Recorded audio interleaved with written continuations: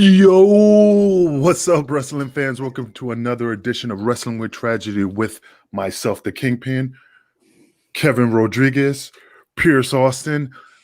This is episode 23, if I'm correct. Mm-hmm. Man, we are steamrolling. I'm just so shocked how fast we have gone.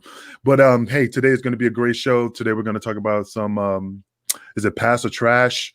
We're going to make this fun. But before we get started, let's just get a shout out to our sponsors. I'll let either Pierce or Kevin do it because they do a great job. I kind of stutter and ramble. Head over to A-Rock Designs on Facebook and check them out. They make custom cups, hoodies, keychains, t-shirts, you name it. They make it. They are known for their wrestling cups and tumblers, like this CM Punk cup that they made for me and sent it out. That company is run by Ashley Rodriguez, and she does amazing work. Head over to A-Rock Designs on Facebook. Check him out. They do a great product for a reasonable price, and it's fantastic. I'm really happy with what I got. Next is championship belts. We're gonna lose a sponsor. We are. We've got to be careful. But seriously, guys, every wrestling fan either owns a championship belt or wants to own a championship belt. Am I right?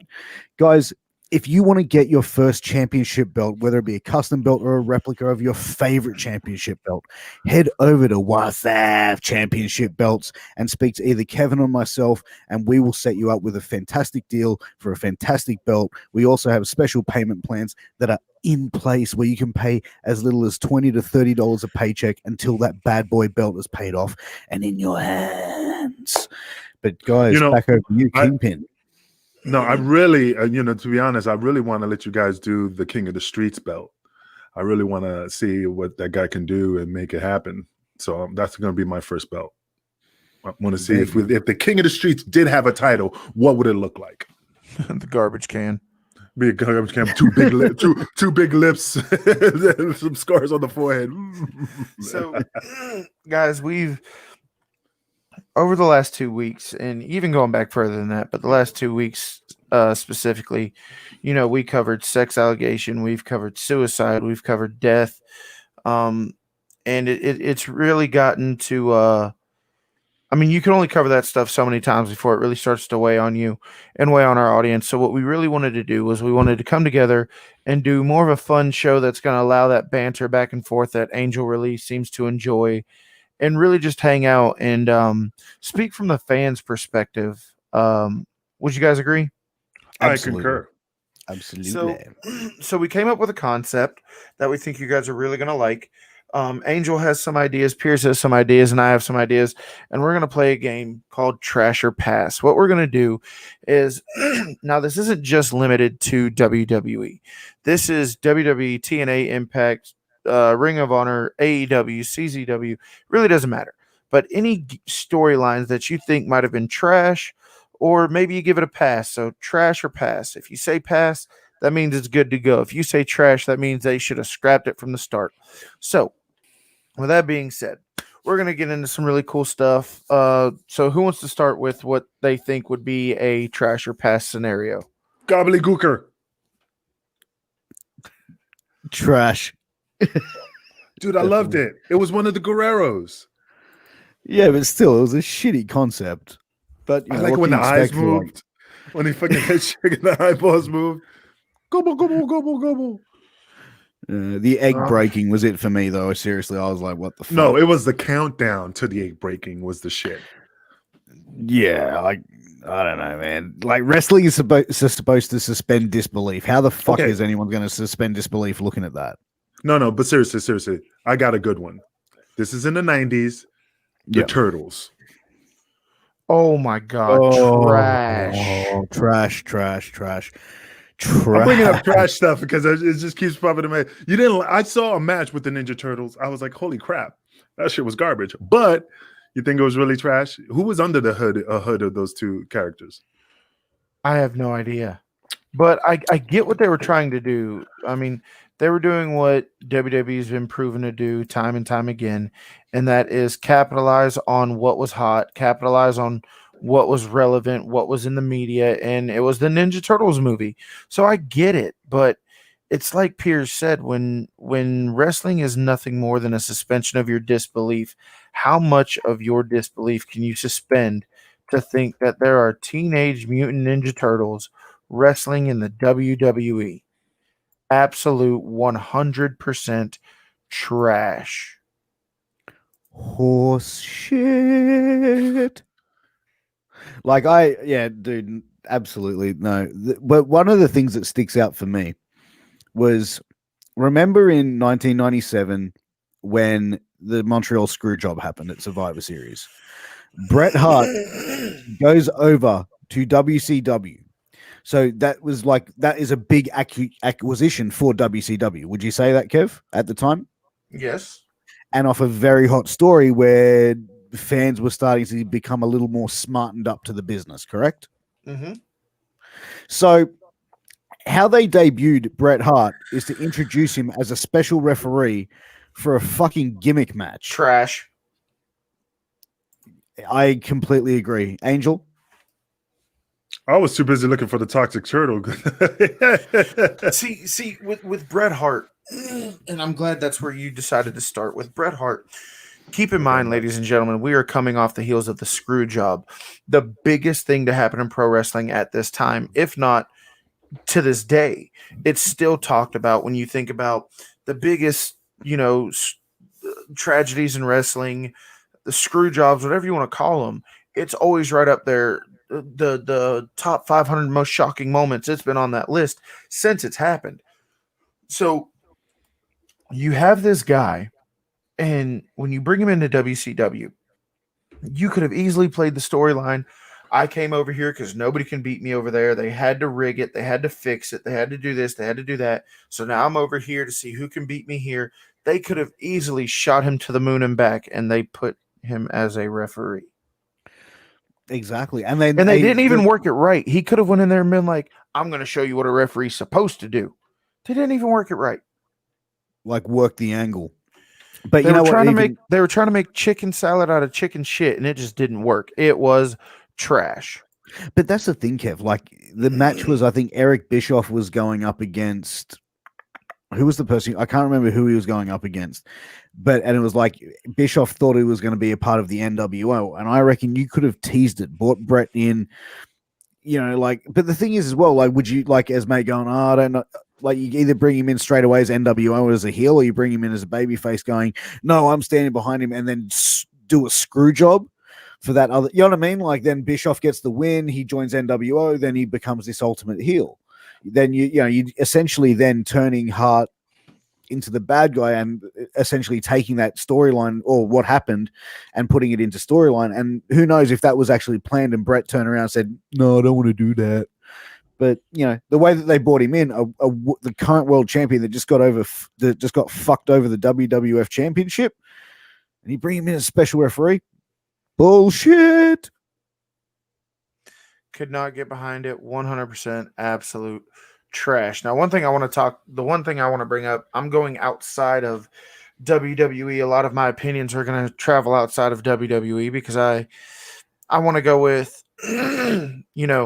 not really unpopular things, but something that people might not expect. The TNA King of the Mountain match. So, for people who don't know, the King of the Mountain match is basically a reverse ladder match. You start out with the belt on the ground. Like, it's not actually on the ground. It's over at like the commentator table or whatever. You have 6 people in the match. Now, in this ladder match, pinfall and submissions do happen. If you are pinned or submitted at any point in this match, you must go spend time in the penalty box. I think it's like 2 minutes. It's like 2 minutes in the penalty box. So if you pin somebody or get someone to tap out, they go in the penalty box. Ideally, if you pin all 5 people within a 2-minute span, you're the only person left. And then what you have to do is at some point in this match, the way you win is you grab the title, you climb the ladder, and you hang the title. You don't retrieve it, you hang it. Based off that match, do you guys think that match was trash or pass? They had some entertaining moments with it. I think it could have done a little bit better with the concept. Yeah, like I think it was too busy of a match. Too congested. Too confusing. exactly. And the thing is as well, what's the best sight after a ladder match? The person What's at the the ladder next- holding the belt. They've ripped the belt down, they're holding it up. If you already have that belt in your hand and you're taking it up there, okay, great. You're the person up there that hung the belt. Like, you know what I mean? Like, that now what? You take the belt back down and you pose with it. You just had the fucking belt in your hand. It's no, you know what I mean? The ladder match should be like you grasping for that belt, bringing it down, and be like, fuck yeah, I was the one to beat all these other people to get that Like, belt. I think if you take one of these concepts out, the match is way better. Either take out the penalty box and make them hang the belt, or leave the penalty box and still make them retrieve the belt. I think if you remove one of those concepts, it's a lot better. I just think this match was way too busy, way too congested. I think it was built on a good foundation. It was good on being original. It was an innovative idea, but at the same time, you got to know when enough is enough. And it's just like they were trying to pack everything they could into this one match. And for that reason, I'm going to say this match is trash. Okay. I got a good one. What do you think of the New York Rules WC Nitro match? No ref, no rules. The wrestler had to count his own pin. This was in 2000. No referee. The wrestler had you had to count your 1, 2, 3. So you can essentially do your own fast count. Yeah. Basically. Essentially, like you just sit there and just go 1, 2, 3, done. Yeah, Well, the match will have legitimately no rules. There will be no referee. The wrestler themselves will count their own pin and basically determine a winner. And that was in Thunder, WCW Thunder. I'm gonna go out on a limb here and say that was never the concept for a world title match.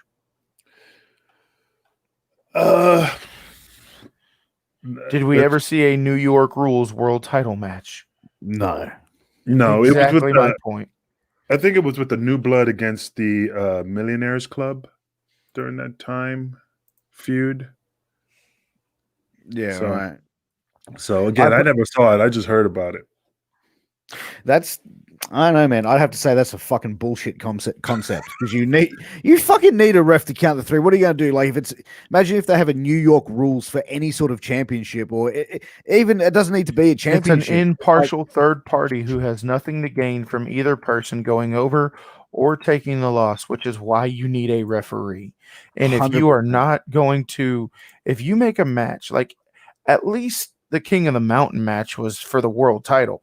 If you make a match and you're like, there's no way I would defend this or have my world title defended in this match, why are you even making it? Yeah, exactly. To make you do gimmick matches to get people interested to do something for ratings. You know, that's the biggest thing, especially WCW. WCW did a lot of shit for ratings. But since we're on WCW, let me ask you this, guys. What about the 3 stages of hell match in WCW? The 3 cage fucking thing that they did, which was in the movie Ready to Rumble, and they actually used it for a couple of matches. Wasn't that Thunderdome back in the days with Kevin Sullivan, the Road Warriors, and it was like the rings were stacked up on top of each other? If I No, remember, they I was a kid when they. No, they did that in near the end of WCW when they had the movie Ready to Rumble in, I think, 2000, 2001. They had basically one Hell in a Cell pretty much on the bottom. Then they had another smaller cage. Yeah, which that was the in original. weapon, but you'd have to go through the 3 cage, and then the top cage would have like guitars and weapons and shit like that. That came from during that time with the Road Warriors. I mean, and that was an old concept from back in the days, because I remember that when I was in school and my boy was putting it over, and then I saw it and I'm like, huh, you know, they had to go through the cage, like a drop cage to the next cage down. You know? Yeah, no, And this one they had to go up. So I think I'm I can't pretty sure I remember remember how the it one you're was. telling me. Yeah, they had to go. Well, they have to go down. But anyway, guys, what do you think of the triple cage match in WCW matches, or the concept of it? I thought it was a drizzling shits. I didn't like it. I like you say it's trash. Booyah. I feel like we're just shitting on everything. We got to get a pass. So, Well, dude, you know what? I was actually going to give it a pass. I think it was a pretty cool concept. I think it was it was potentially a green light for me. I just think that they booked it poorly, and they could have made it a little bit more. I think for the timing as well, where Extreme Wrestling was heavy, they could have made it a little bit more violent and put in, I wouldn't have included David Arquette in the finish of one of those matches. Put it that way. I will go ahead and put my opinion on now. Go piggybacking off of what you said, just tweaking it a little bit, and I'm going to give my opinion on this match before I even say what it is. It's going to be a pass for me. The Punjabi prison match. Mm-hmm. Almost the same concept. But, so for those of you who don't know, there's 2 cages made completely of bamboo. One is on the actual ring and one is around the ring. You have to escape both cages. Now, on the inside, on the cage that's in the ring, you have 4 doors that you can escape from. Each door can only be opened one time, and they are open for, 30 seconds or a minute? But that's how long they were open. Once that door opened and shut, it could never be opened again. So you had 4 opportunities to escape through a door. After all doors were shut and locked, you had to go over the cage. And then once you got out of that cage, you had to escape another cage. I thought it was a very cool concept. I thought it was poorly executed, but overall, I give the idea a pass. What did you guys think of the Punjabi prison match? No, to be honest, I didn't think the ring was that stable. I mean, the cage was stable enough because I remember somebody, I think was it Batista that jumped from one cage to the other to beat the Great Khali. Yeah, and it was kind of like it kind of wobbled a little bit because it was not like a sturdy enough. I mean, I liked it. I think that I'll give it a pass because I mean, I liked it. I just think it could have been added more. There was an element missing. That's all it was. But I didn't say it was bad. Like maybe if like in between the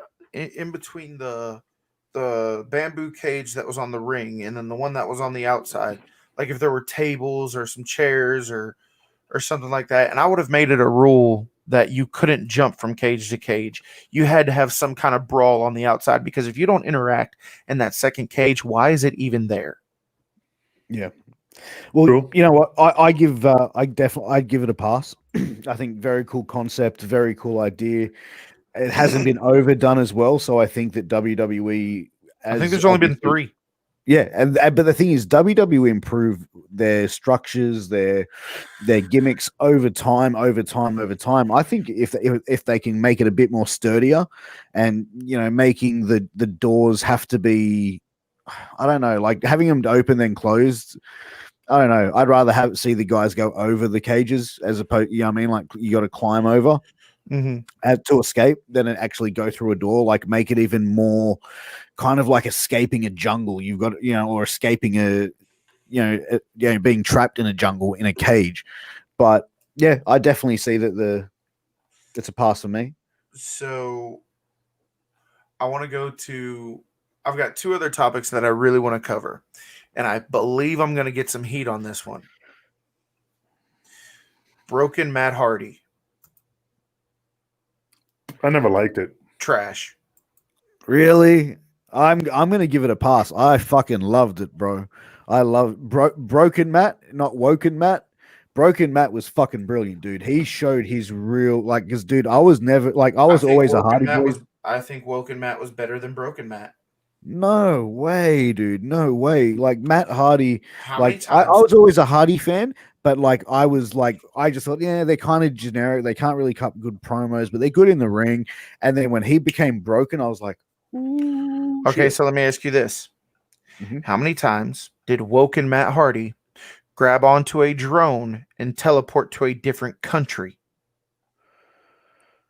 He didn't. How many times did Broken Matt do it? Oh, a few times, but that's the thing. It just made it more ridiculous. But again, I see your point of view. As wrestling is to help us out, buy into the reality of a simulated fight. But I saw it from an entertainment standpoint, not from a wrestling standpoint. I was looking at it more as like this was fucking hilarious, just because he was so spaced out. So go to a movie. Wonderful. So go to the movies. True. Okay. Moving on. How about the Katie Vick angle with Triple H? Trash. It was trash. It was motherfucking trash. My buddy bought that mannequin to let you know. I really don't want to know what he does with it. He takes it. He owns the company. He owns the company called WrestleCrap, and Of course he does. and he goes to conventions and he displays it just like how it was on WWE. Gets paid $500 a pop to display it in whatever table he has for WrestleCrap, but he gets paid like 500 or something to display it. So That's he doesn't do incredible. anything. He collects a lot of like crazy memorabilia from wrestlings because WrestleCrap is a popular website for all the fucked up wrestling gimmicks. So this is one that I believe me and Piers are going to get into it about. And one that I think a lot of our viewers are going to get into it about. So we are playing Trash or Pass, and we're talking about all the gimmicks in pro wrestling. And I am going to go ahead and throw this out there. Orange Cassidy. I'm not gonna lie, I never really I only watched clips of him. I mean, I'll fucking clothesline. I'll give him the clothesline from hell. This ain't gonna be quick because I got a lot to say about it. Yeah, I think it's trash because it's just kind of like, I mean, but he's over. I don't know why, but he's over. He's over because he does it. He's entertaining, but for me, I don't think his shtick is going to be over forever. I think if he doesn't evolve his character and evolve it somewhat quickly while he's still over doing what he's doing, I just think I think over time it's going to lose steam. But I am going to give it a pass for now. Okay, so let's talk about this, Piers. I understand that this is the sports entertainment business. I understand that entertainment is a big aspect of it.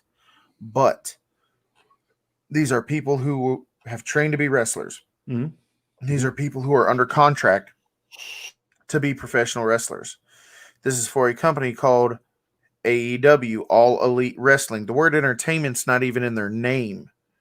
And that's a very mute point, but you have World Wrestling Entertainment.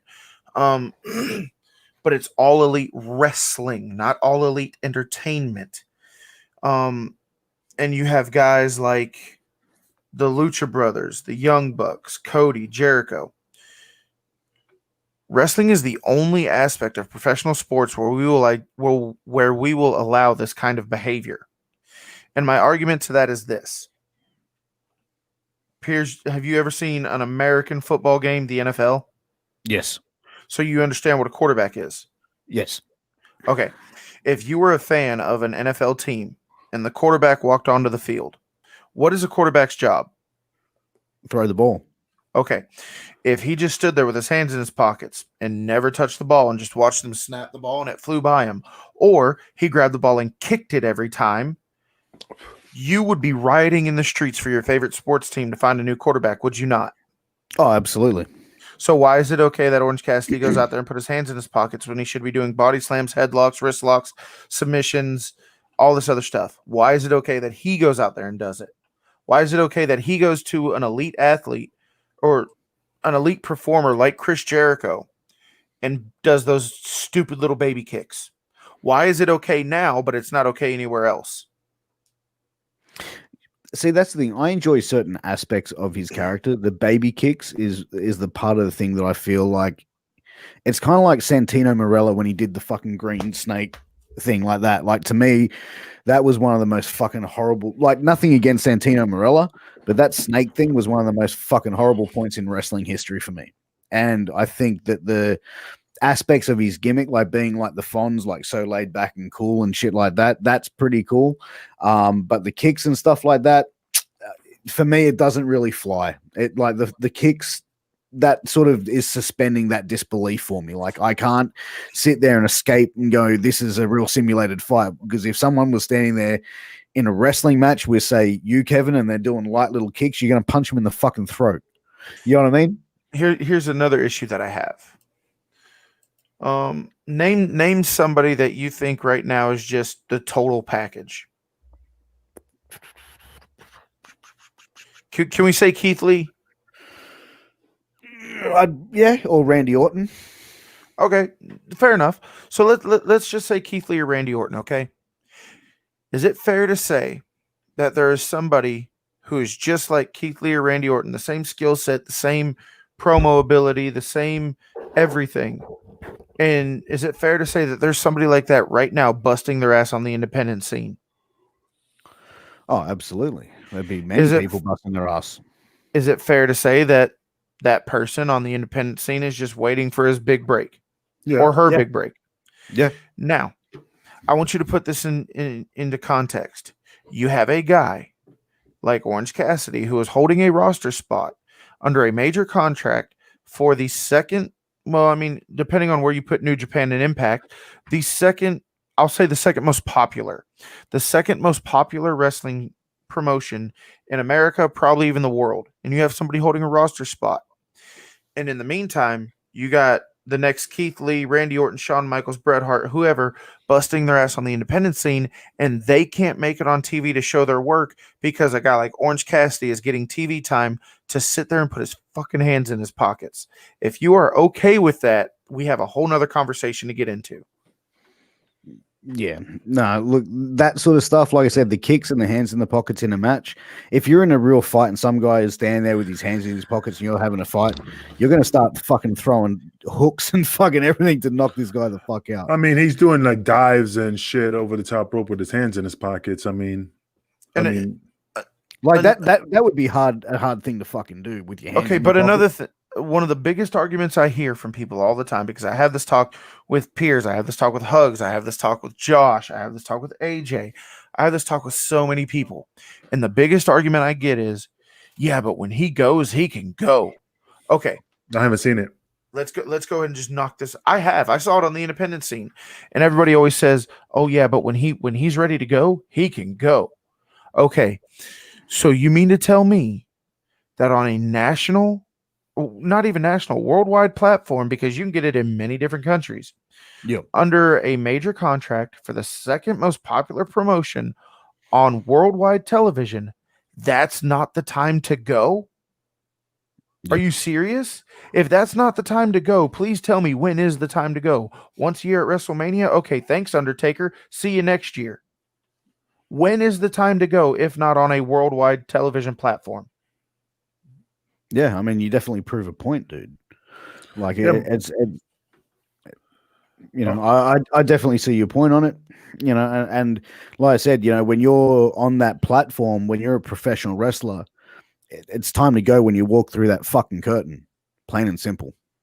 Yeah, remember, but just got to remember. I mean, it's the booker too. I mean, if they're letting them do it and they think it's a great idea, I guess you know. Yeah, and it goes to a lot of people, and I'm a huge AEW mark, but I can point out their flaws, like Orange Cassidy's gimmick, like Matt Hardy teleporting through the arena. I cannot for a second get behind it. I cannot, I will not, I refuse to. It is 100% absolute trash in my opinion. I cannot give him a pass. I will not give him a pass. I don't care what he does unless he decides to come out and start showing just how good he can work. Always going to be trash. But I will tell you this. When I went to an AEW live event, two biggest pops for the night. Jon Moxley, Orange Cassidy. For some fucking reason, Orange Cassidy. He's over, bro. That's the thing. He's over. Majority of people are buying into it and dig everything he does.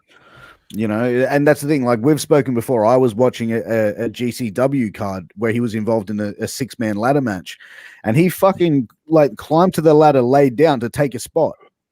Literally, like that's what he did. He climbed up the ladder, was across the top ropes. He's climbed up, laid down on his back. Even look, the camera's looking at him, and he's like, look at the guy going, okay. Like, you know what I mean? Like, go, and I'm like, what the fuck's going on? And then the guy does a 450 and lands on it. I'm like, what? That is exactly my point. That's my, and I know this is wrestling tragedy. We normally cover, you know, darker stuff, but in my opinion, this is the kind of shit that's killing the business. This is a tragedy to professional wrestling, which is why I suggest we do this show. And it's more fun, laid back. I expected a little bit more banter from Angel. I love it when he busts Pierce's balls. But the last thing I'll go into before I turn it over to somebody else and throw out their topics and give our opinions on it. Chris Jericho's Le Champion gimmick. I think that's the most stupidest shit I've ever seen. I don't like it. Yeah, So Angel says trash. Le Champion. Kevin Yeah. says pass. Absolute 100% gold. I like the list. I like the list better, but I know that's WWE's gimmick. But I like when you're on the list. You know what? I liked it before he became the champion, where he was playing that grizzled vet. Like, I have to win this title. Like, you know what I mean? Like, having that thing of being like, he was still being a heel, but I just think but the thing is, like, Chris Jericho has evolved his career every single time.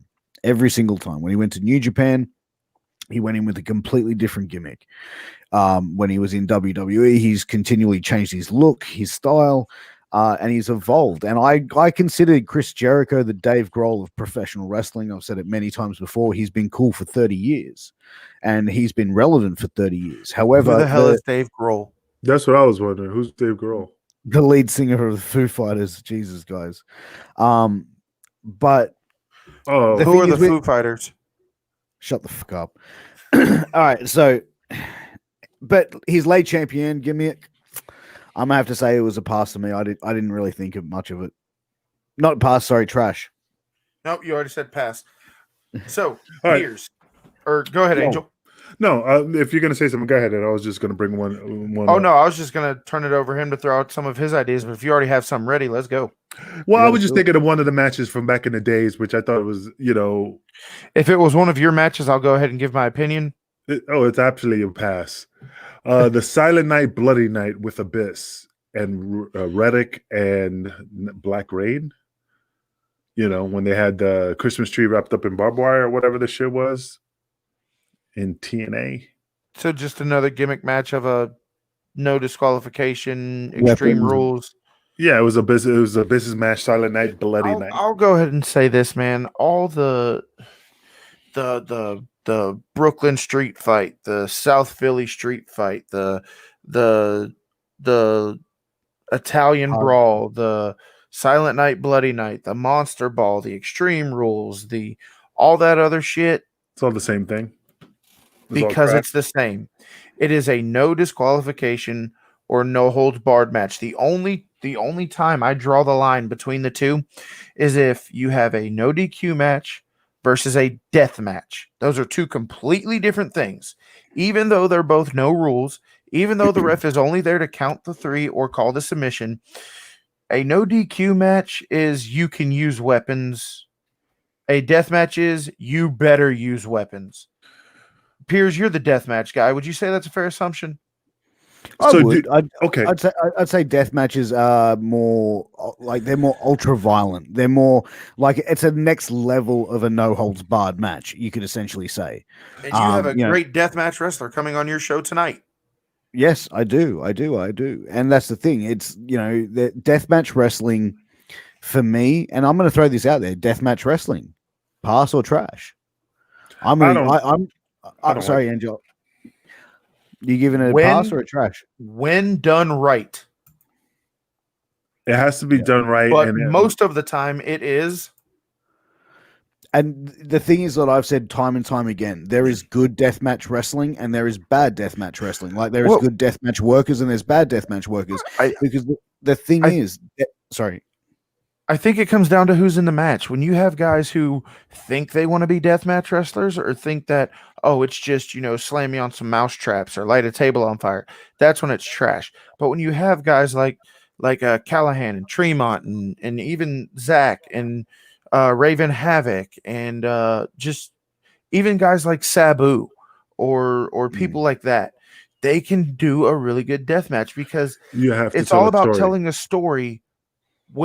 Why are you choosing this weapon? Why are you choosing this move at this time? Why are you doing this here? And why is that going here? It's not just, let me reach under the ring, grab any weapon I think. Let me bring in a pane of glass. Let me bring in this or that. Each weapon has to have a reason why you chose that weapon. There was a death match not too long ago, and I'm not talking about Zach's, I'm talking about a different one where it was they covered the ring in Legos. And now to the everyday person, okay, it's Legos, what the fuck? This But shit's hurt. the two people that were in this match, they grew up together, and the thing they bonded over was building those castles and stuff out of Legos. It was building the Star Wars ships out of Legos. So when he put the Legos in the ring and he slammed them on them, it was a tribute to their past from where they came from. That little piece right there told me a story. It told me, hey, that this thing that we used to come together and built our friendship, I'm going to use it to hurt you. That's telling a story with a simple weapon like Legos. And yes, Legos fucking hurt, by the way. But you know what's funny is that, and again, it wasn't a death match because back in the days they didn't call them death matches. It was the I Quit match between Tully Blanchard and Magnum TA, where it was in a steel cage, and you know it was a classic match. I mean, they told a story, they teased things. I mean, I think it was. I mean, again, it wasn't a death match because back then they didn't have those type of things. But I always look at that match as a classic storytelling match. And I mean, I know you have the Terry Funk and the Ric Flair I Quit match. I mean, there's tons of I Quit matches, but to me, that always stood out. You remember know the what? Eddie Guerrero shirt, I'm Your Poppy? Yeah. I would have loved for Magnum TA to wear that in that match, talking about Tessa. Fuck. But you know what? The thing about deathmatch wrestling is like there's a lot of good deathmatch wrestlers out there, and as you mentioned earlier, you know the guys like Matt Tremont. You know, you've got guys like Joe Gacy that do it, Ricky Shane Page, Nick Gage. These guys can do it, and they tease it. They don't just start hacking each Even other Moxley. or slashing each other. And Moxley as well. You know, Okay. and that's A trash like one is Joey Janela. But you see, like even Combat Zone Wrestling and GCW, when they do death matches, they are the elite of deathmatch wrestling in the United States and pretty much the world. Like you obviously look at Japan over there with BJW and the stuff that they do.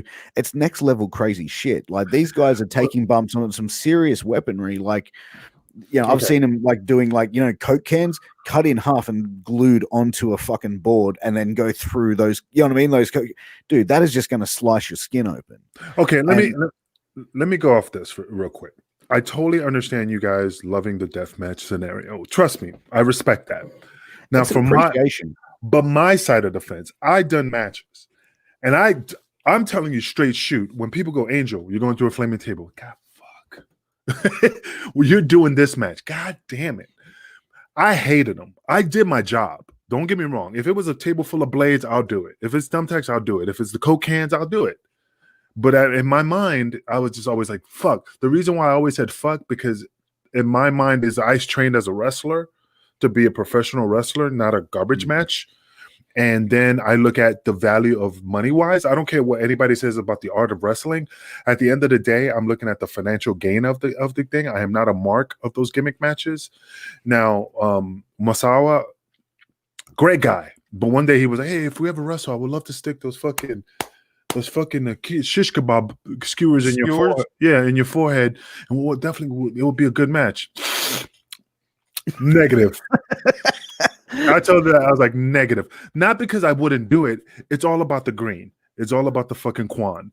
And that's the thing about it, is just that I respect the guys for doing it, but in the other aspect from the wrestling standpoint is like, that's all you're good at. That's all you know.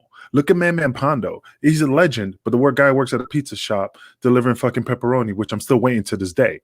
But the fucking, at the end of the day, what do you have nothing to show for it besides scars and no money in the bank. You know, I mean, that's just how I look. I respect the matches. Do not get me wrong. But would I do it?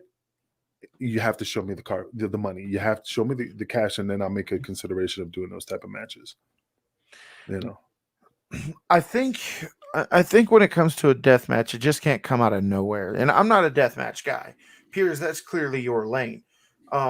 What I'm saying is, I don't think it should, like, the first match between two people should be a death match. The death match should be the cap of the feud. Yeah. You have to build a story. You have to convince me that the Kingpin was versus New Jack, and it started wrestling, and it keeps building, and that finally, this is it, man. I'm tired of your shit. We're gonna take it to this. It gets to that level. Then I'll do it. I mean, you know what? I'll do it because it tells a story. You know, and that's that's the end of that's the the thing. story. Like, what about like deathmatch tournaments, right? So that you've got Tournament of Death and all these other types of deathmatch tournament, like Tournament of Survival, etc. IWA Mid South just had their King of the Deathmatch tournament not too long ago. What do you guys think of the tournaments? Because these guys are essentially going through three. If you go to the final, you're going through three death matches in a night, maybe four. Most people don't do that in a year. Yeah. You know what I mean? So, like, imagine the trauma you have to put your body through to It's go like through Angel. It's like Angel said. He said it better than I've ever heard it. You end up with all these scars and no money in the bank. that. Yeah, and a lot of these guys don't make a great deal of money doing deathmatch wrestling. It's a love for doing it.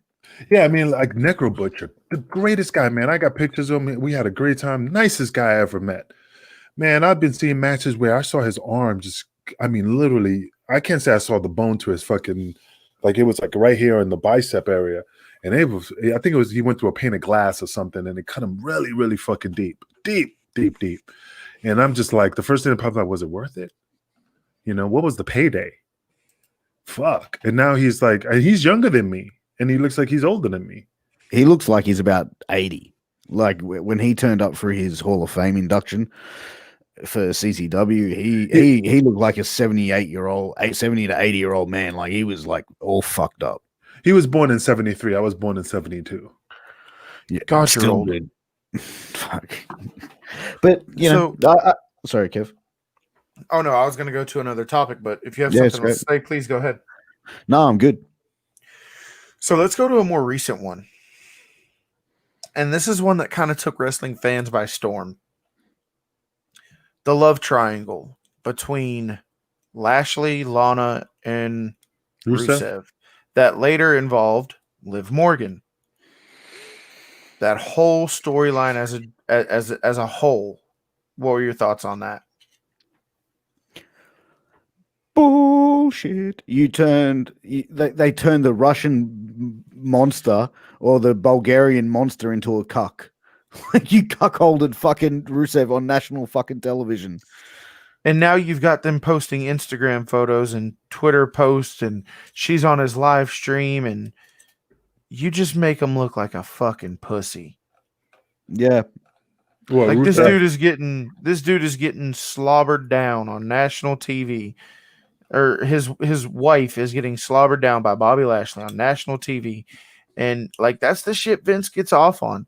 Apparently Vince was the only one who really liked it, and that's why it stuck. But I just that whole thing was trash for me. Just imagine Vince, let's make him a cuckold. no, and that's the thing, man. I mean, that's why you don't have your wife in the business. I'm not saying that's a bad thing. It's just that when you put your wife in the business and then you have How to do many these things things. does Lana got to fuck up though? She fucked that up. She's fucking up this whole thing with Natalya.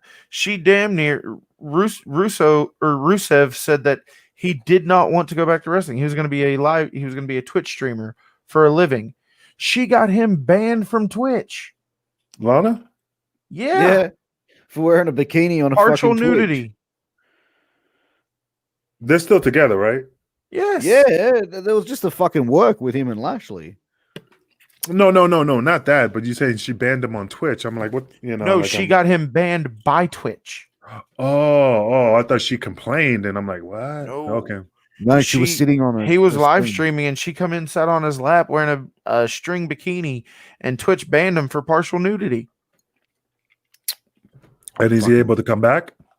I think was it only was. banned for a I think it couple was a days. temporary ban. It was like 2 days or something shit like that.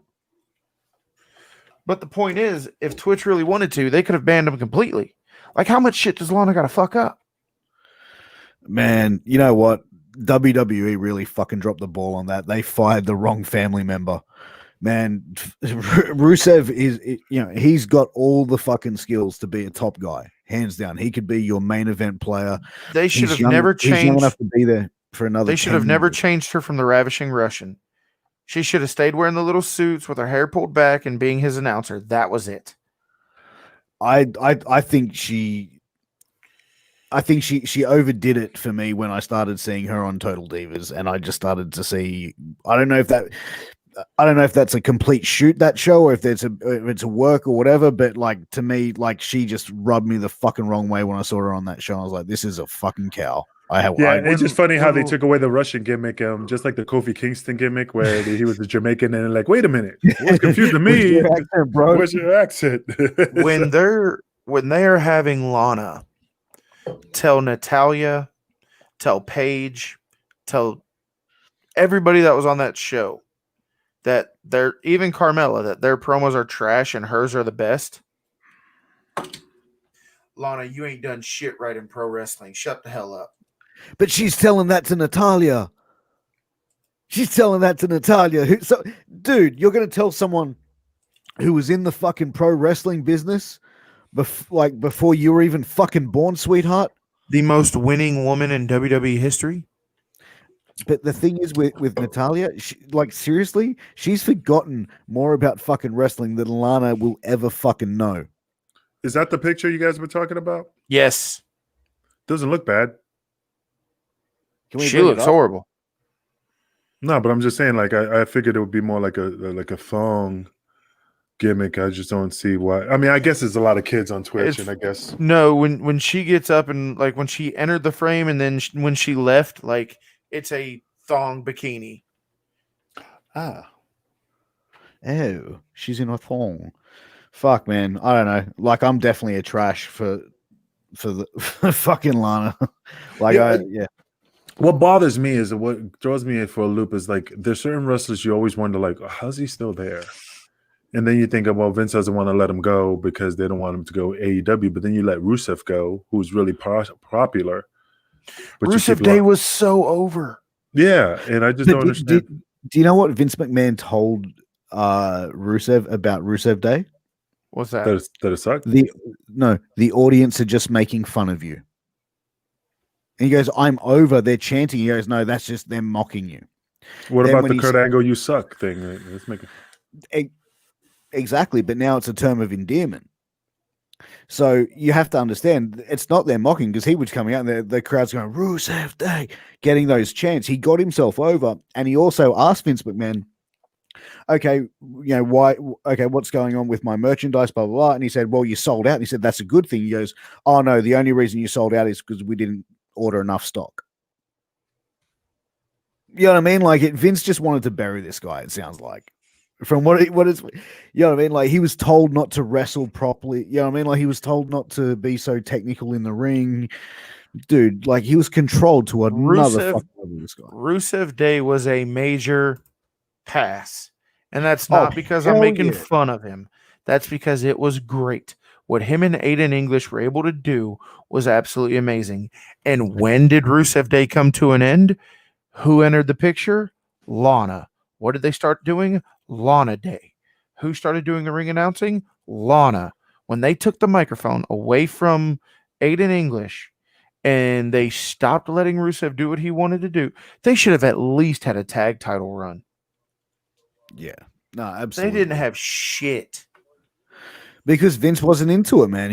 Vince wasn't into a lot of the stuff Rusev was doing, bro. And like from everything I've heard, Vince just shat on fucking Rusev, bro. You know, though I heard once there was a rumor that Vince, before Lana and Rusev got married, Vince wanted them to break up because he didn't think it was right that a guy that looked like Rusev should have a chick as hot as Lana. I don't know how accurate that would be. Like, that's from a fucking real dark fucking sheet, bro. But like, it's probably completely accurate. It's fucking funny though, isn't it? Jesus. All right, let me ask you guys this one, right? So when Jon Moxley came into AEW, he had a match against the cleaner Kenny Omega, where they decided to introduce gimmicks into the match. The unsanctioned match. The unsanctioned match. Now, for those who have watched the match and for those who haven't watched the match, they used fake glass, which was sugar glass. The way that it was introduced into the match was fucking poor. And you could tell that it was sugar glass because when they got slammed on it, no one had their back sliced. Then they had a massive fucking trampoline with real barbed wire. So why would you use fake glass, real barbed wire? Fake barbed wire.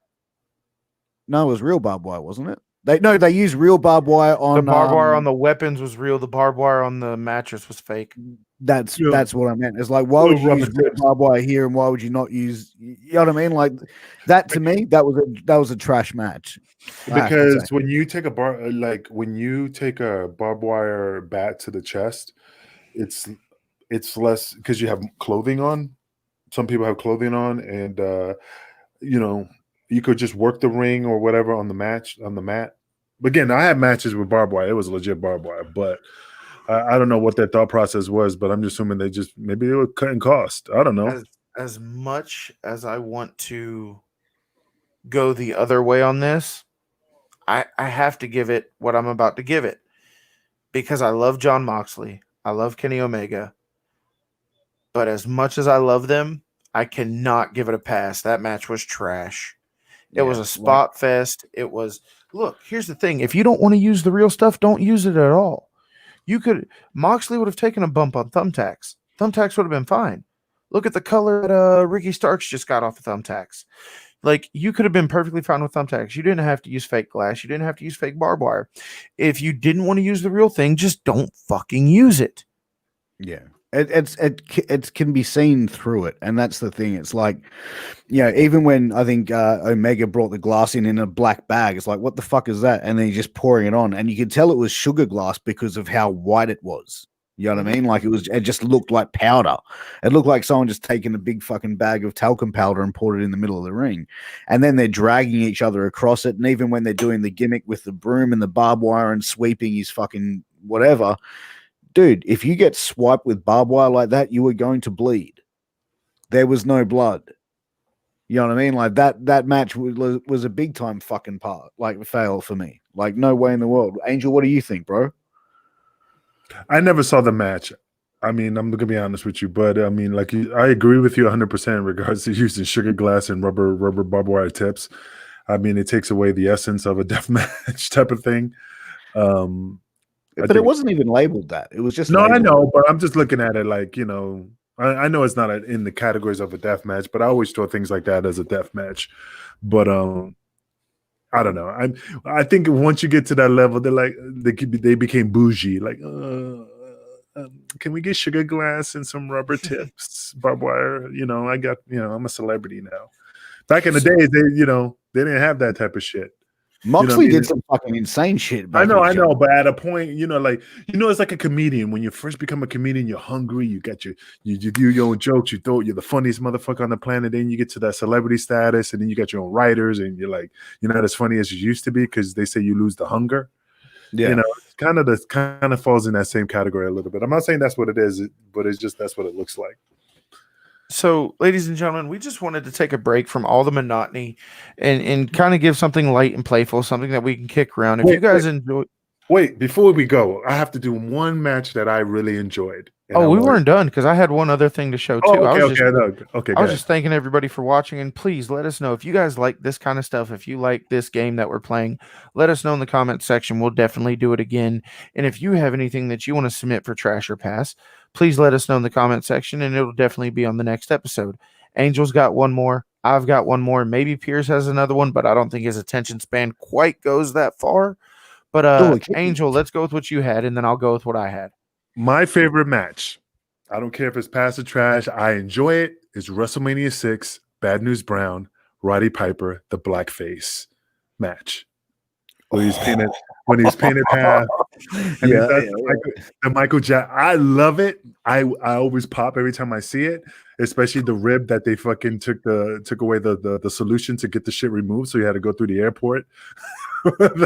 So Angel gives it a pass. Oh yeah, I love it. It's one of my favorite. I'm gonna go with Trash. Yeah, I'm going Trash on that one as well. That was just racism. That was just racism. Trash. That was just racism at its finest. I love it. I was entertained. I'm surprised you didn't pull out the fucking metal spoons and start playing the banjo at the same time. Fucking hell. So Jesus. I want to try something. I just want to see how much you guys trust me on this. So most of the stuff that I've brought up was trash. I'm going to go and give my vote and say that this was absolute dog shit trash.